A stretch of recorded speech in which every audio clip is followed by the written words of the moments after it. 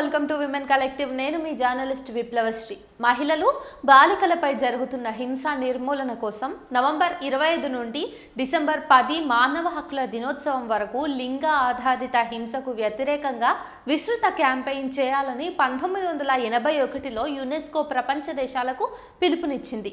4 దశాబ్దాలు గడిచినా మహిళలపై హింస బహురూపాల్లో పెరుగుతూనే ఉంది.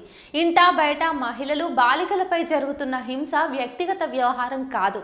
సమాజం, కుటుంబం, న్యాయ వ్యవస్థ, ప్రభుత్వాలు, పోలీసు వ్యవస్థ మహిళలకు న్యాయం, భద్రత కల్పించేలా చర్యలు చేపట్టాలి. కానీ ఆ విధమైన చర్యలు లేవు. స్త్రీల శరీరాన్ని ఒక ప్రాపర్టీగా చూస్తున్నారు. స్త్రీలు నో అంటే వారి అభిప్రాయానికి విలువ, గౌరవం ఇవ్వకపోగా సామూహిక లైంగిక దాడులకు తెగబడుతున్నారు. ప్రజాప్రతినిధులు, స్వామీజీలు, బాబాలు, న్యాయవాదులు మహిళలపై లైంగిక దాడులకు పాల్పడుతున్నారు. వారిపై కేసులు నమోదు కావు. ప్రజాగ్రహంతో నమోదైన రాజకీయ నాయకుల పలుకుబడితో శిక్షల నుండి తప్పించుకుంటారు. మహిళలపై అత్యాచారాలు జరిగినప్పుడు వారి వస్త్రాలు, హావభావాలు, ప్రవర్తన రెచ్చగొట్టే విధంగా ఉండటం వల్లనే నేరాలు జరుగుతున్నాయని రాజకీయ నాయకులే నిస్సిగ్గుగా వ్యాఖ్యానిస్తున్నారు. 4 ఏళ్ల చిన్నారుల మీద అత్యాచారాలు చోటు చేసుకుంటున్నాయి. విధి నిర్వహణలో ఉన్న కలకత్తా జూనియర్ డాక్టర్ మీద పాశవిక హత్యాకాండకు పాల్పడ్డారు. దీనికి ఈ పెద్ద మనుషులు ఏం సమాధానమిస్తారు? మానవత్వాన్ని మరిచిపోయి మహిళలను సరుకుగా చూపే విష సంస్కృతి కొత్త రూపాల్లో రాజ్యమేలుతోంది. వ్యాపార ప్రకటనలు, సినిమాల్లోనూ వ్యాపార కోణంతో స్త్రీని అసభ్యంగా చిత్రీకరిస్తున్నారు. ఏ వస్తువులు అమ్ముకోవాలన్నా స్త్రీల ఆత్మగౌరవాన్ని, అంగాంగాలను ఎరచూపాల్సిందే. 1986లో అశ్లీల నిరోధక చట్టాన్ని తీసుకొచ్చిన ఆ తర్వాత సోషల్ మీడియా, టీవీలు, ఇంటర్నెట్, యూట్యూబ్ వంటి వాటికి వర్తింపజేస్తూ 2000 సంవత్సరంలో ఇన్ఫర్మేషన్ టెక్నాలజీ చట్టం చేశారు. ఇందులో సెక్షన్ 67 కింద అసభ్య శృంగార చిత్రాలను అంటే పోర్నోగ్రఫీని తీవ్రమైన నేరంగా పేర్కొన్నారు. ఒక మహిళ మీద జరిగిన దాడి ఆమె జీవించే హక్కు పైన, ఆమె గౌరవం పైన దాడి వంటిది. ఇది రాజ్యాంగ ఉల్లంఘన కిందకే వస్తుంది. ప్రభుత్వాలు ఘటన జరిగినప్పుడు కంటి తుడుపు చర్యలు తప్ప నేరాలను అరికట్టేందుకు నివారణ చర్యలు లేవు. మాదక ద్రవ్యాలు, మత్తు మందులు, అశ్లీల సినిమాలు, సాహిత్యం, సోషల్ మీడియా, సెల్ ఫోన్లో నీలి చిత్రాల వలన వయస్సుతో నిమిత్తం లేకుండా పసిపిల్లల నుంచి వృద్ధుల వరకు బలవుతున్నారు. మహిళలపై జరుగుతున్న హత్యల్లో 28% కుటుంబ సభ్యులే చేస్తున్నారని నేషనల్ క్రైమ్ బ్యూరో లెక్కలు చెప్తున్నాయి. మహిళలు భర్త, సన్నిహిత కుటుంబ సభ్యుల చేతుల్లోనే హతమవుతున్న సంఘటనలు ఎన్నో ఉంటున్నాయి. 2022లో ఆత్మహత్య చేసుకున్న 45,028 మందిలో సగానికి పైగా గర్భిణులే ఉన్నారు. 2022లో భారత్లో ఎన్సీఆర్బీ నివేదిక ప్రకారం బాలికలు, మహిళలపై 4,28,000 కేసులు నమోదయ్యాయి.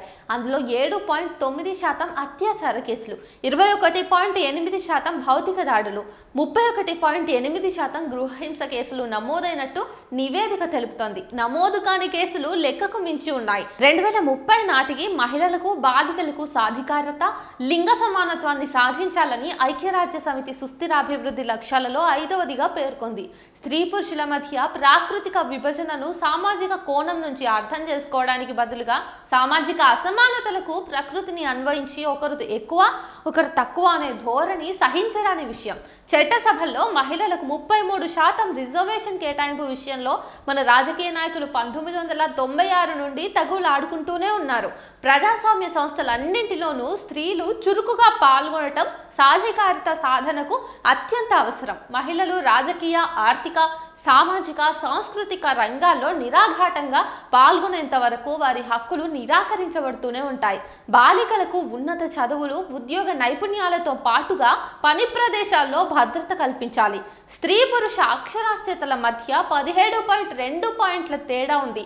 రాజకీయ సాధికారిత సూచికలో భారతదేశం స్థానిక సంస్థల్లో కొంత మెరుగ్గా ఉన్న విధాన నిర్ణయాలు చేసే పార్లమెంటులో మహిళా ప్రాతినిధ్యం తక్కువగా ఉంది. 543 స్థానాలలో సుమారు 800 మంది మహిళలు పోటీ చేయగా 74 మంది మాత్రమే ఎన్నికయ్యారు. 2019 కన్నా 4 సీట్లు తగ్గాయి. మొత్తం 13.6%.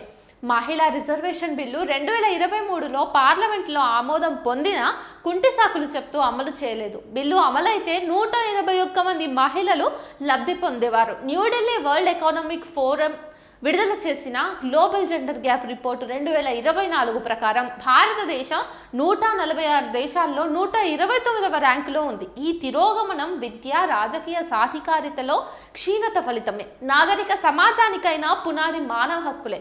మహిళల హక్కులు లేకుండా మానవ హక్కులు లేనేలేవు. ఐక్యరాజ్య సమితి 1948 అక్టోబర్ 10 సార్వత్రిక మానవ హక్కుల ప్రకటన రూపొందించింది. ఆ ప్రకటనలో ప్రజలందరూ వారి జాతి, మతం, లింగ భేదం లేకుండా విద్య, రాజకీయ, ఆర్థిక హక్కులను, మనిషి గౌరవంగా బ్రతకడానికి కావలసిన హక్కులన్నింటినీ పొందే హక్కును ప్రకటించింది. అయినప్పటికీ జనాభాలో సగభాగంగా ఉన్న మహిళలు అన్ని విధాలా వెనుకబడే ఉన్నారు. స్త్రీల పట్ల వివక్షతను నిర్మూలించేందుకు 1979 డిసెంబర్లో ఐక్యరాజ్య సమితి ఆధ్వర్యంలో జరిగిన సదస్సు స్త్రీల హక్కులు మానవ హక్కులని పేర్కొంది. స్త్రీ పురుషుల మధ్య అసమానత దేశాభివృద్ధికి ఆటంకం. స్త్రీలు, బాలికల ప్రాథమిక హక్కులు మానవ హక్కుల్లో అంతర్భాగమని, వాటిని ప్రభుత్వాలు ఖచ్చితంగా అమలు చేయాలంది. సమాజంలోని అన్ని రంగాలలోనూ, అధికారాలలోనూ, నిర్ణయాత్మక సంస్థల్లోనూ మహిళలు సమభాగస్వాములైనప్పుడే హింస లేని సమాజంతో పాటు అభివృద్ధి, శాంతి, సమానత సాధ్యమని యుఎన్ఓ వెల్లడించింది. ఆ దిశగా ప్రభుత్వాలు ఖచ్చితమైన నిర్ణయాలు చేసి వాటిని అమలు జరపాలి.